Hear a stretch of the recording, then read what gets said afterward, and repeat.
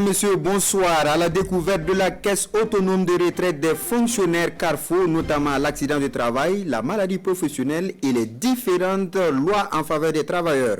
Les fonctionnaires et particuliers de Diebougou ont prêté une oreille attentive à la séance de sensibilisation de la caisse. Des détails en début d'édition.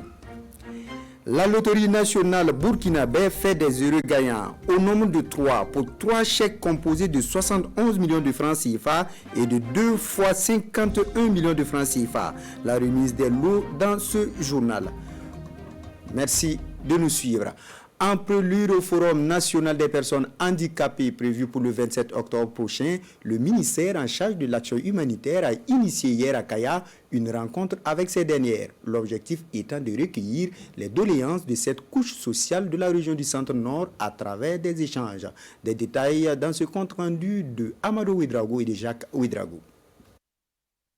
Ce forum régional organisé à Kaya est une tribune pour recueillir les doléances des personnes handicapées de la région du Centre-Nord. Le manque de lits d'accouchement pour les femmes handicapées, la scolarisation des personnes handicapées et le manque d'infrastructures sont entre autres les différentes préoccupations de ces personnes vulnérables. La principale doléance demeure tout de même l'établissement des cartes d'invalidité. Nous aussi, on souhaitait que si on pouvait décentraliser la confection des cartes d'invalidité, et puis surtout l'application, parce qu'il y a d'autres coins où on arrive avec la carte et on ne peut pas avoir ce que la carte devait donner. Des préoccupations auxquelles la première responsable en charge de l'action humanitaire compte apporter des solutions en collaboration avec ses collègues en charge de l'éducation et de la santé. L'enseignement pour les malentendants s'arrête au CM2. Nous avons vu une nécessité d'ouvrir les collèges et lycées pour eux afin qu'ils puissent poursuivre des études supérieures. Donc avec le MENA, je vais amener ce dossier en Conseil de ministres et bien sûr au niveau sanitaire, nous avons besoin de l'accompagnement des femmes qui aujourd'hui devraient accoucher et qui n'ont pas des tables adaptées. Faire un bâtiment où il serait écrit Centre des personnes handicapées, c'est discriminatoire. Aujourd'hui, nous voulons aller à l'union et à l'inclusion. Toutes ces recommandations seront transmises au chef de l'État à l'occasion de la commémoration de la Journée internationale et du Forum national des personnes handicapées le 27 octobre prochain à Ouagadougou.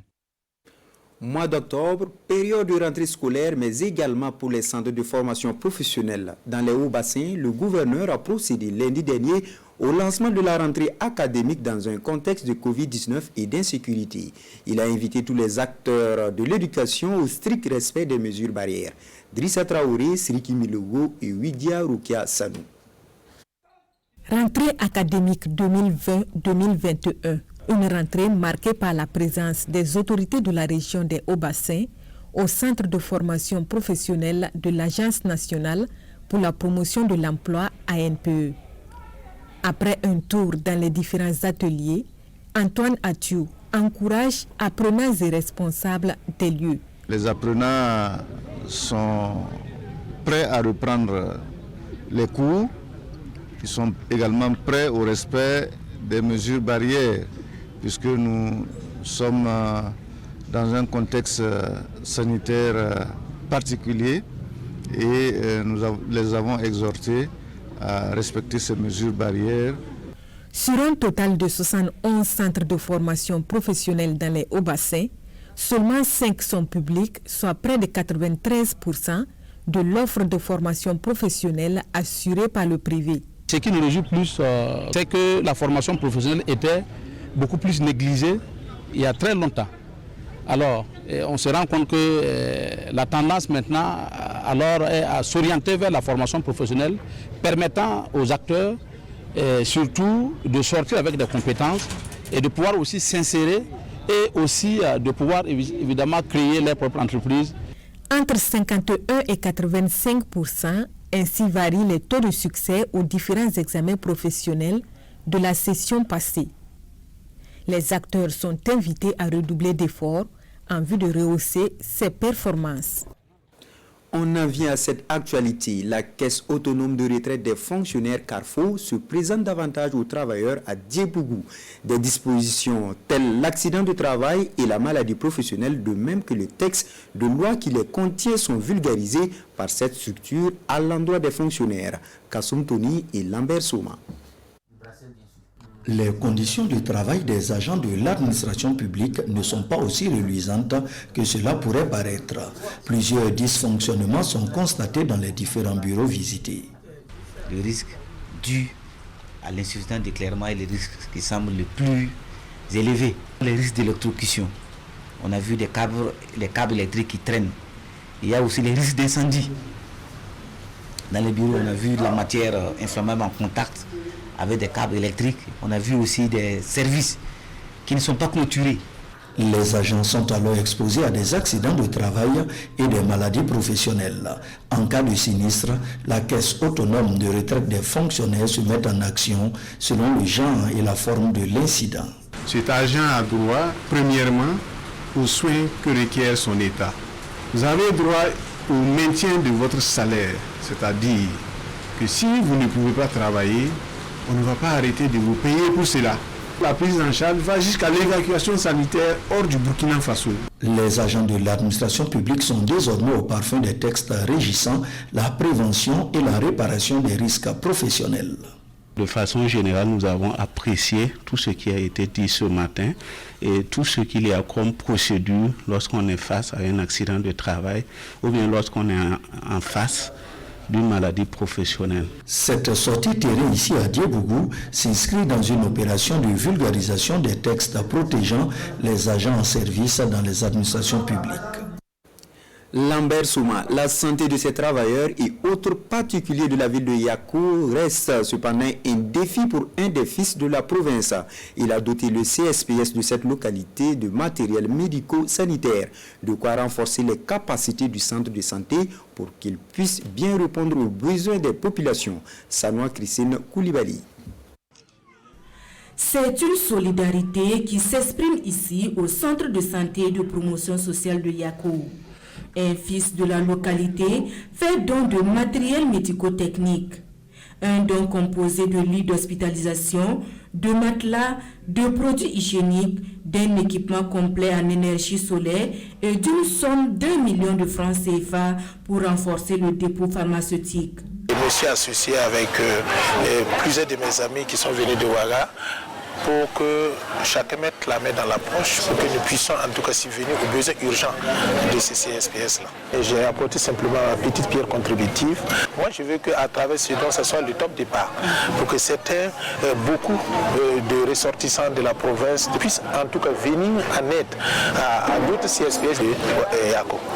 Ce geste humanitaire vient soulager les besoins en équipement de ce centre de santé en vue de mettre le personnel soignant dans de meilleures conditions de travail au profit du bien-être de la population. Déjà, les lits, ça va beaucoup soulager parce que présentement nous sommes en période de pic, de palu. Voilà, nous gardons beaucoup de malades en observation. Les produits également vont soulager la souffrance des populations. Le geste posé par le donateur est aussi salué par les populations. Des populations qui caressent l'espoir de voir d'autres interventions de bonne volonté afin de leur offrir de meilleures prestations de services de santé. 71 millions de francs CFA et 51 millions de francs CFA deux fois. Ce sont des gains de 3 € parieurs de la loterie nationale burkinabé. Et à miser au 4+1 du 27 septembre dernier, les gagnants sont rentrés en possession de leur chèque avec Daouda Ouattara et Mariama Tamboura. 3 gros lots pour ce trio. Tous employés de commerce, ils sont désormais multimillionnaires pour avoir misé respectivement la somme de 300 francs CFA pour Zakari Taouré, 600 francs CFA pour Mahamadou Soré et 6300 francs CFA pour Amidou Sawadogo. De gros lots qui vont permettre à ces gagnants de réaliser leur projet. Vous savez que l'investissement peut produire beaucoup, peut créer de la richesse. Et nous demandons aux gagnants de bien investir de façon à ce que l'argent qui a été gagné soit un moteur de croissance. pour eux-mêmes et pourquoi pas pour la nation. L'important de l'argent, ce n'est pas le gagner d'abord. C'est le faire multiplier, travailler, investir. Soit 5 000 francs devient 6 000 francs demain, là c'est bon. Mais si 5 000 francs devient 3 000, ça c'est mauvais. La LONAB invite la clientèle à jouer et à être au rendez-vous du jour de chance. Jeu radiophonique interreligieux de Waïguia, le groupe Intégration remporte le premier prix d'une valeur de 300 000 francs CFA. Initié par le Centre diocésain de communication de Waïguia, ce concours vise à sensibiliser et impliquer les jeunes dans la recherche de la paix et de la sécurité. Issoufou Kabouré, Abdoulaye Asmane Zongo. Ces jeunes du Nord, en groupe ou en solitaire, entre slam et théâtre, à travers des jeux concours radiophoniques, ont rivalisé dans la recherche de la paix et la promotion de la cohésion sociale. Au finish, c'est le groupe dénommé l'Intégration qui décroche la Palme d'Or, le premier prix d'une valeur de 300 000 de nos francs. L'avenir du Burkina repose sur la jeunesse. Il faut qu'il y ait la paix pour que nous puissions nous réaliser. Et pour cela, nous devons prendre part à ce processus de consolidation de la paix au Burkina Faso. Dieu nous accorde sa paix, mais il faut que chacun de nous s'engage à faire en sorte qu'autour de lui, il y ait cette paix-là. Nous espérons que d'autres concours vont permettre encore aux jeunes de continuer à cultiver cet esprit, cette volonté de bâtir la paix. L'urgence commande de bouter l'intolérance religieuse, l'extrémisme violent et l'insécurité hors du Burkina Faso, de s'accepter et de s'aimer mutuellement. Chaque homme ou femme s'engage pour la cohésion sociale, le dialogue interreligieux, afin que nous puissions vaquer à nos occupations sains et saufs. Vu la production que les enfants ont eu à nous donner et les messages clés, nous pouvons en tout cas former un monde meilleur et nous allons vivre dans la paix. Ces compétitions ont été initiées par le Centre diocésain de communication de Waïguia en collaboration avec des partenaires dont Diaconia et sous la thématique dialogue interreligieux et l'intégration communautaire. Du sport, notamment du football, pour refermer cette édition avec la finale de la jeunesse de Moussodougou dans la province de la Comorée. Débuté en février, ce tournoi s'est achevé avec la victoire de Ourna FC face à Courtoisie 2-0. Ali Traoré pour le reportage. C'est le ministre de la décentralisation et de la cohésion sociale qui donne le top de départ de cette finale. Si pendant la première mi-temps, il y a eu quelques occasions de but ici et là, le score est resté vierge à l'issue des 45 premières minutes. À la seconde période, ce sont les Bleus de Ourna FC qui se sont montrés plus entreprenants. Ils seront récompensés avec ce pénalty transformé dès la première minute de la reprise par l'entremise du Dossa 11 Fousseni Sourabié. 10 minutes plus tard, Ourna FC enfonce le clou. Moussa Sourabié, Dossa 9 sur cette frappe, inscrit le deuxième but de la rencontre dans un terrain départemental de Moussodougou à Kiasakos. Score final 2-0 en faveur de Ourna FC. L'objectif qu'on recherchait a été atteint. Au regard de cet engouement, on va toujours continuer vraiment à créer cette cohésion, ce brassage, cette familiarité au sein vraiment des populations et de la commune de Moussodougou. Ça a été un moment, comme vous le constatez, de fête, de communion entre les jeunes. Et je pense que ma prédécesseur l'a dit, aucune équipe n'a démérité. C'est la jeunesse burkinabé qui a gagné aujourd'hui. Nous venons d'assister à un match très plaisant, très intéressant. Il faut dire que les deux équipes, personne n'a démérité. C'est le sport qui gagne, c'est la commune de Moussodougou qui gagne. Ourna FC, vainqueur de la finale, reçoit le trophée, un ballon, un jeu de maillot et la somme de 60 000 francs CFA. Quant à l'équipe de la Courtoisie, son adversaire du jour, elle gagne un ballon, un jeu de maillot et la somme de 40 000 francs CFA. Point final pour cette édition. Merci de nous avoir suivis. Bonne suite de programme sur la télévision du Burkina.